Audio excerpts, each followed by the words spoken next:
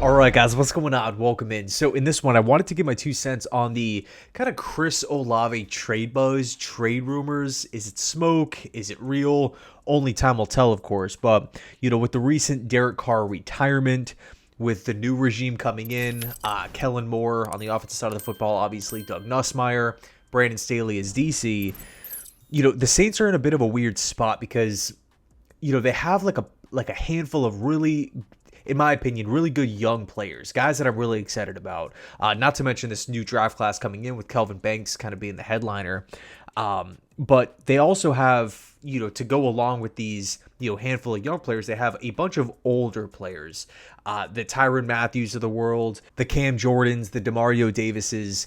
And so it's this weird, half veteran team, half, young team with upside. But again, with the news about Derek Carr, it begs the question, okay, there's a really high chance that they could roll out a starting quarterback who is a rookie year one at Tyler Shuck. Maybe it's Spencer Rattler. I felt like at times he, made some solid throws last season, but didn't do enough to really cement himself as the go-to starter for this upcoming year. I don't really think Jake Haener is going to be the long-term option in New Orleans. But with that said, you have this, again, new regime coming in, new coaching staff, I should say, weird roster, in a bit of a kind of gray zone. They do play in a pretty favorable division, I will say, but man, it's hard to pinpoint where I feel like the Saints are going to end up this season.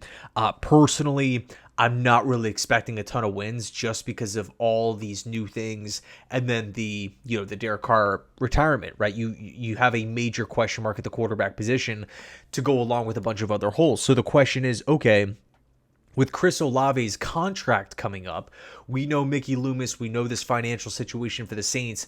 Although it's getting a little bit better year after year, are the Saints in a position to hand out a really, really big contract to one of their, I would say, best players, especially on offense? I mean, there wasn't a bigger Chris Olave fan than me back when he was at Ohio State. Just from a route running perspective, I thought he was terrific. And I always kind of felt like, this guy's like a guaranteed first round pick, top half of the first round. And there were a lot of mock drafts suggesting him going top of round 2. I just hated seeing him going mocked in that range. I'm like, this guy is like a first round route runner. He creates separation.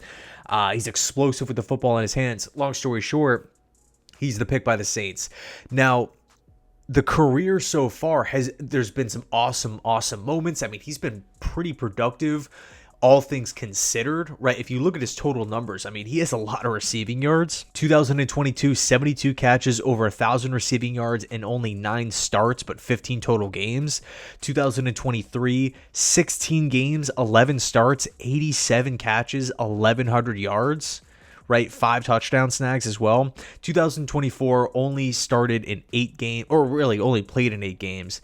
Had 400 yards, 32 catches. It was his worst season, but clearly there's a pretty big drop off with the amount of volume, the passes thrown his way, and it just kind of felt like the Saints were a mess last season. But we're going back to the original question: what should the Saints do with Olave? Clearly, when he's on the field, he's a really good player, but is the team in a financial position to lay out? I mean, we all know what these wide receivers are getting paid. Are they in a position to hand out a 4-year mega deal to a guy that has had multiple injuries and someone who has missed a lot of time, right? People have talked a lot about the concussions. Obviously it's a concern, I would say. Even though Olave's 25 years old, he's taken some pretty gnarly shots so far in his 3-year NFL career. So is that the type of person that you want to guarantee a lot of money to, right? That's what it comes down to here. If you are New Orleans, is it worth it? Especially if you have that quarterback question mark and you're in a little bit of a flux, you don't really know what is coming down the pipeline. And from that standpoint, the trade rumors started, the trade buzz started. And originally it actually started with the Jets, right? Because the Jets really need help at wide receiver, or, at that point in time, they really, really did. We've made a couple, additions: Tyler Johnson, Josh Reynolds, Arian Smith through the draft, to go along, of course, with Garrett Wilson. And we do have to factor in Mason Taylor as a pass catcher, but clearly if Chris Olave is a member of the New York Jets, yeah, he would be a big time upgrade. You also have the system fit aspect. You also have the connection between back from their Ohio State days. So there is that chemistry. Garrett Wilson has talked, about what that chemistry has meant to him so far. And I'm really excited to see how that plays out this upcoming season. But, you have all these like small little, connections that you can make with the Jets. And, nothing happened. Clearly you have to, if you're acquiring a really, really good player like Olave, you're going to have to give up a solid draft pick. If we keep in mind the 2026 draft pool right now, the total picks for the Jets were down one because the Hassan Reddick trade, so we don't have a third rounder this upcoming year. So again, are the Jets in a position to flip a second round pick for Chris Olave? And now all of a sudden you're down round two, round three, no picks in the mid rounds for a younger team? I don't know. And then on top of that, you have to hand out that big contract. I think one of the areas of concern with Chris Olave as well, specifically with the Jets, is Garrett Wilson and Olave have similar strengths and weaknesses, right? Both guys aren't the biggest, but both guys have pretty good hands. Both guys get open. Both guys create separation, and they're both really good route runners. But, I think there was a decent amount of Jets fans clamoring for Tedero McMillan, Jaden Higgins in round two, one of those bigger body types of wide receivers, because they complement Garrett's skill set so well. So it's almost like if the Jets do trade a draft pick, if they do hand out a big contract to a wide receiver that's currently not on the roster, preferably it would be to someone that has a different skill set to Garrett. And then you have these two counterpart style of wide receivers that you can do a lot of different things with. So I think when it's all said and done, even though, it pains me to say it, right? Because I love Chris Olave as a player. I loved him back in college. I just don't really think the fit with the Jets makes a ton of sense at this point in time. Now, look, if news comes out in 15 minutes that the Jets are acquiring Chris Olave, of course I'm going to be fired up. But at the same time, we know we'd have to give up solid draft comp. We know we're going to have to pay him a lot of money. We don't really know where he stands with the injury situation. And we also know that he's not really, he's not coming in at 6'5" as a red zone box out threat. So there has to be a plan with Olave and Garrett Wilson. And if we take a look right now, going back to the financials, if we look at the wide receiver, or really the money being allocated towards the wide receiver position, it's pretty cheap right now. So in the future, when we all assume Garrett Wilson gets his big deal, the Jets can go from hardly anything up to, I want to say, almost $50 million. $50 million if they pay, in this scenario, Garrett Wilson and Olave. Garrett Wilson and really any other wide receiver. But to go from that minute number all the way up to 50 mil in like one off season, that is a pretty significant portion of your cap going to two players, and one of which is already here on the roster. So that's something that I feel like Darren Muji has got to figure out.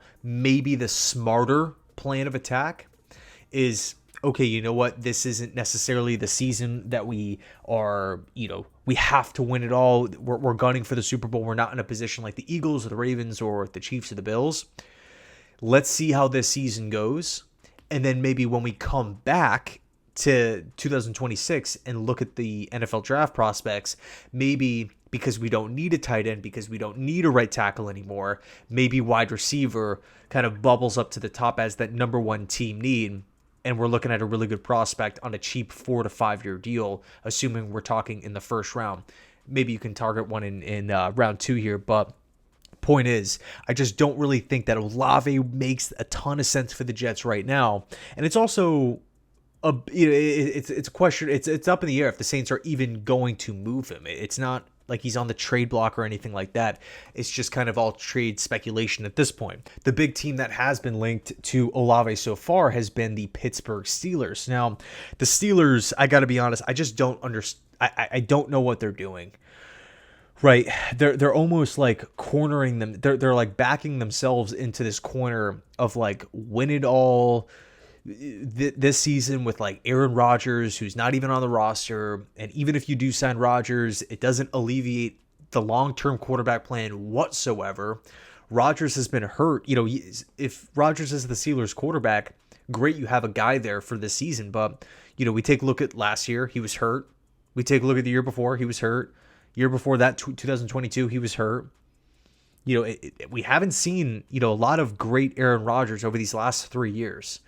So if you're the Steelers and that's your plan, and we're in mid-May and he's not even on the roster at this point, some could argue, okay, maybe he's not signing because he wants to skip minicamp and OTAs, but he doesn't want it to be a distraction, right? So he's essentially skipping it, but it's not a storyline because he's not on the team, and then he can just sign right after.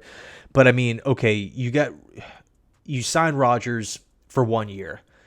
You trade a second-round pick and give a ton of money to DK Metcalf. You trade George Pickens away for a 3 and a later-round pick to then open up a need at wide receiver.